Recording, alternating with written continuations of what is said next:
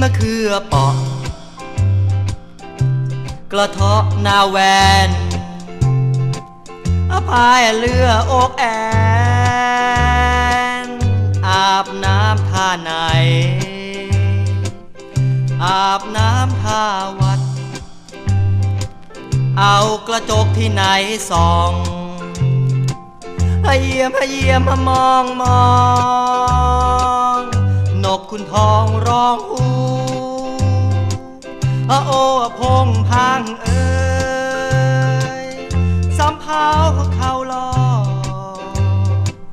อปูปลาตาบอ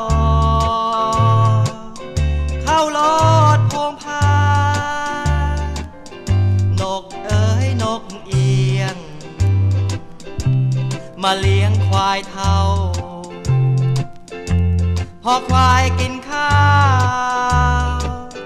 นกเอียงหัวโตโอ้แมงมุมเอ๋ยขยุมหลังคาแมวขโมยกินปลา